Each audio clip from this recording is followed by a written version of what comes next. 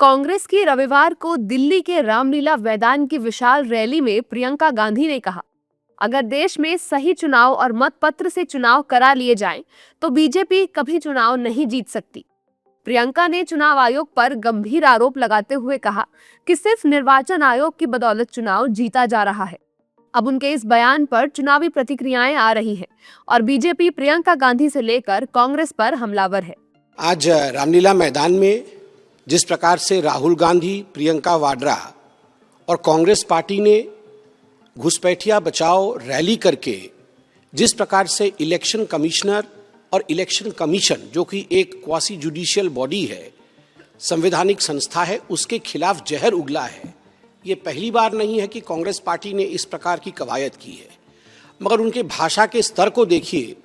राहुल गांधी जी का कहना, प्रियंका वाड्रा जी का कहना कि किसी भी कीमत पर इलेक्शन कमिश्नर्स को छोड़ा नहीं जाएगा, नाम लेकर उनको धमकाना, पूरे अंतर्राष्ट्रीय जगत में कहीं न कहीं भारतवर्ष के इलेक्शन प्रणाली को अपमानित और बदनाम करने की चेष्टा करना, यह दिखाता है कि राहुल गांधी जी बार बार झूठ बोल करके उन्हें लगता है कि वो शायद सच बन जाएगा बार बार कहने से।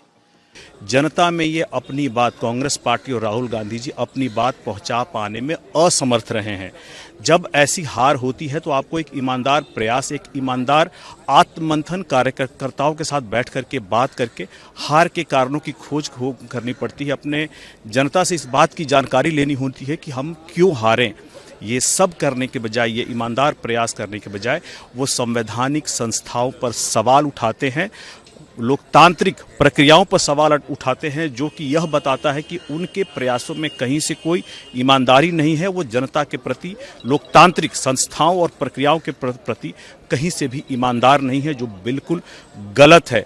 जबकि कांग्रेस और उसके सहयोगी दलों के नेता प्रियंका गांधी के बयान को सही बता रहे हैं, साथ ही केंद्र सरकार से लेकर चुनाव आयोग पर निशाना साध रहे हैं। See, that is a rally organized by the All India Congress Committee against the SIR, because we know that the Election Commission is completely compromised with the BJP. Rahul ji and the Congress party is fighting from the front regarding the SIR, because it's disenfranchise millions of people and also helps BJP to win election without people mandate. So the rally is about that. They are very irritated with the rally because the rally has got the widespread attention. The charges, allegations against the Election Commission are also now gaining momentum among the common people of this country. Election Commission integrity under questions.